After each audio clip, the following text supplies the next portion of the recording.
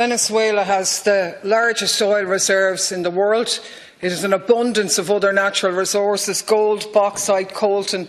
But obviously a lot of these resources under the hands of the Maduro government are not easily accessible by US and transnational corporations. Much of the oil industry was nationalised in 1973. And it's quite obvious that this latest coup attempt, because let's remember it's not the first or the only one, the latest coup attempt has been done to get the hands on Venezuelan oil. We're looking at the oil assets. That's the single most important income stream to the government of Venezuela. We're looking at what to do to that. We want everybody to know we're looking at all this very seriously. We don't want any American businesses or investors caught by surprise. They can see what President Trump did yesterday. We're following through on it. Look, we're in conversation with major American companies now that are either in Venezuela or, in the case of Citgo, here in the United States. I think we're trying to get to the same end result. It'll make a big difference to the United States economically if we could have American oil companies really invest in and produce the oil capabilities in Venezuela. The next passage down in the book has been, I think, ignored just by about everyone who's talked to you about it. The president says to the briefer that he wants to have a war with Venezuela, and this is in 2017. Yeah, the president's remarks to the room were along the lines of, I don't understand why we're not looking at Venezuela. Why are we not at war with Venezuela? They have all the oil and they're right on our back door. These were comments that caused us deep concern. They were incredibly troubling. The United States was proud to be the first nation in the world to recognize President Guaido. And by the way, John Bolton is here. Where's John? Working hard. And I have to say, I felt absolutely sick listening to the points that Niall was making. It's not true to say that none of the opposition took part in the elections. Some of them did, and some of them recognised its fairness after all. But to whinge about elections not being fair and to support as an alternative somebody who assumed a position, who decided couldn't be bothered standing an election, comes along at the behest of their US puppet masters and says, do you know what, I'll be president.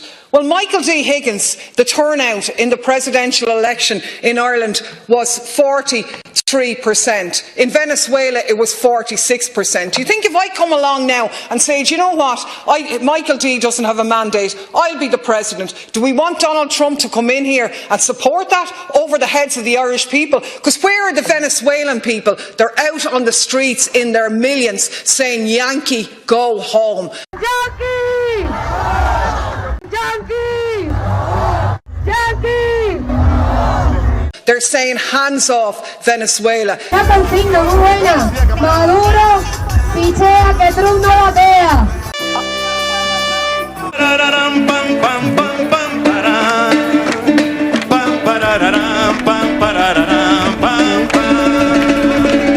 They've seen it before. They've seen it in Chile. They've seen it in the interventions in Syria and so on. And I am really sickened to the pit of my being about this one. I think this is a game changer if this is allowed to go ahead. I remember when we were elected here first and we came in here, and I remember Lucinda Creighton standing there and telling us to support the initiative of our European pals in the bombing of Libya. It was for democracy. It was going to make things better for the Libyans.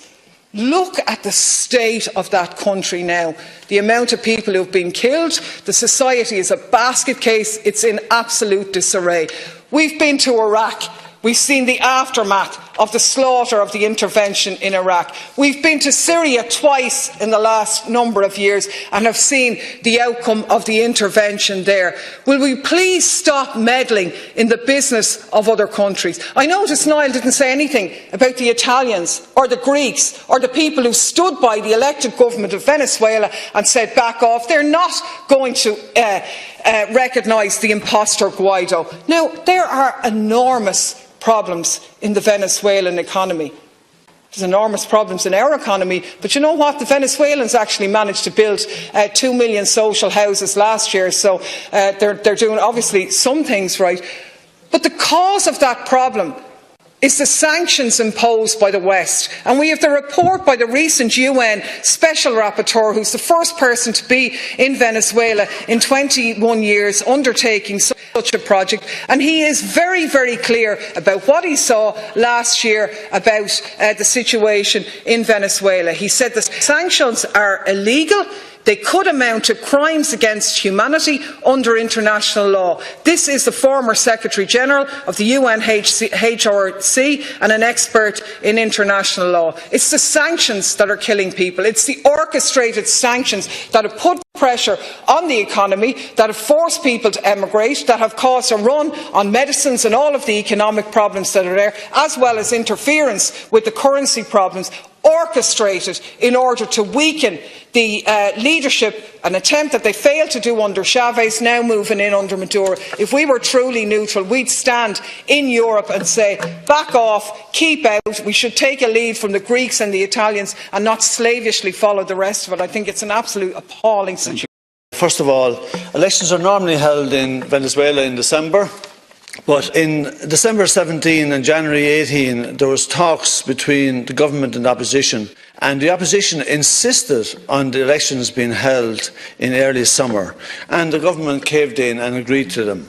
But then the opposition were warned by the Americans that they should boycott the elections, don't stand in them, with other plans. And they didn't, they boycotted the elections. That's their idea of democracy. But I think we should put things in perspective. Since Theodore Roosevelt in 1904 declared the US's right to exercise an international police power in Latin America, the US has intervened successfully over 40 times since in the elections in Latin America. 40 times in the elections in a 100-year period?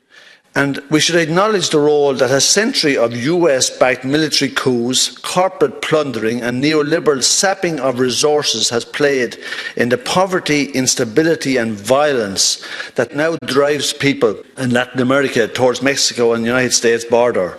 For decades, US policies of military intervention and economic neoliberalism have undermined democracy and stability in the region.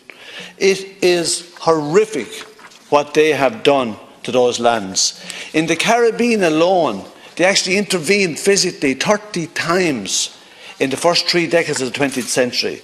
They have wreaked havoc on this place. And it's gas to think that today, right, you have some serious instability in Honduras, Guatemala and El Salvador, and because they've experienced a growing militarization and neoliberal policies through various initiatives, mostly sponsored by the US government and the US private sector, they've robbed so much of the land down there for banana plantation by companies owned by the Americans. They have run millions of people out of their land in this region, and a lot of them do end up on the Mexican and US border, trying to make a life somewhere else after the lives that they came from have been destroyed. I mean, do people realise that on the 22nd of January, Mike Pence rang Juan Guaido? The next day, Guaido appoints himself president of Venezuela. So the US, who advised the opposition to boycott the election, they now want a coup to get rid of him. What has that got to do with democracy? Now listen, do I think Maduro is a wonderful fella and doing a great job in Venezuela? No, I don't. But you know what? I think I'd leave it to the Venezuelans to get rid of him. He's clearly only a shadow of the man that Chavez was. But it should be up to the Venezuelans. We should stop meddling. We shouldn't promote other people meddling. The Americans, who, by the way, for people that talk about democracy, and I mean the amount of countries and leaders and dictators that the Americans are propping up, do you know that they actually supply military assistance to 73% of the world's dictators today? 73% of the world's dictators, and they're worried about Maduro. I'll tell you why they're worried about him. Because they don't like the fact that he doesn't have an open door policy to American capitalism and financial imperialism. That's why they don't like him. Ministers. Ireland has joined other EU member states in acknowledging and supporting Mr. Juan Guaido, President of the democratically elected National Assembly, as President ad interim of Venezuela. In order for him to call for free, fair and democratic presidential elections, the Taoiseach announced that he intends to speak to Mr. Guaido to communicate our position. And in conclusion, Ireland will remain in close contact with the EU, with our EU partners, to consider the next steps for a coordinated EU action. What a bunch of balderdash, last Cathaoirleach, that we've heard from Deputies Wallace and Daly. They want to have it every way. They want to be against everybody and for nobody.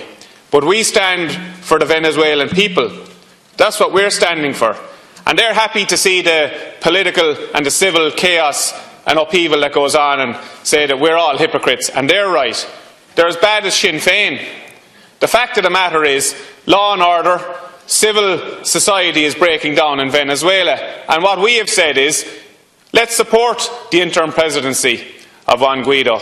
And let's call for fresh elections and let the Venezuelan people decide. Elections that are fair, open, transparent. So you can't be against everybody and against everything and for nothing. And I haven't heard any credible solutions coming from either Deputies Wallace or Daly, because they just want to bring in a whole load of other competing agendas into it also. But that's fine. Thanks. Wallace has 2 minutes. Just in relation to the tarnish there, I'm just sorry that Simon actually eventually gave in to the pressure from the Americans. But anyway, we'll see how it develops. In 2015, Obama introduced sanctions against the Maduro government. The sanctions were designed to make the people suffer by depriving them of food and medicine and depriving the government of money to run the country. That's what they were designed for. And that's been ongoing since. And if Venezuela is in a difficult place today, they can thank US sanctions for doing so. Yeah, what do we want? Are we against everything? No, we're not. We're actually in favour of democracy, and we think that people of Venezuela should decide their destiny, decide their future, and they should pick their president, and they shouldn't have them picked by the Americans. I mean, the notion that the Americans will actually pull a fellow out of the hat and say, here's the new president of Venezuela, and the notion that Fianna Fáil would actually go along with him is unbelievable. I mean, I don't understand where these people come from. Are they living under a rock? Like, I mean, did they learn anything from supporting the intervention in Libya? Did they learn anything from the regime change effort in Syria? Did they learn anything from the demolition that they supported in Afghanistan by allowing Shannon to be used to destroy hundreds of thousands of lives in Afghanistan? Deputy Daly. Thanks, Ceann Comhairle. I think there's something incredibly hypocritical in talking about undemocratic elections coming out of the mouths of the same people who've no problem at all in having any dealings with people who don't even bother masquerading that they're going to go through an election, the likes of Bin Salman, some of the other friends that the West has no problem engaging in. It's a great honour to have the Crown Prince with us. Saudi Arabia has been a very great friend and a big purchaser of equipment and lots of other things. In terms of dollars, $3 billion, $533 million, $525 million. That's peanuts for you. Should have increased it. $880 million, $645 million, $6 billion. That's for frigates. 889 million, 63 million, and that's for various artillery.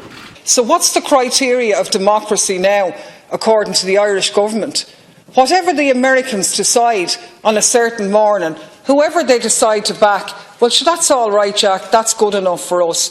Now, Venezuelan economy is in a very difficult place at the moment. The recent visit by the UN Special Rapporteur made the point that modern-day economic sanctions and blockades are comparable with medieval sieges of towns with the intention of forcing them to surrender. 21st sanctions, not to bring a town, this is to bring a sovereign country to its knees. And that's what this effort at sanctions is attempting, and it's the Venezuelan people who are suffering as a result.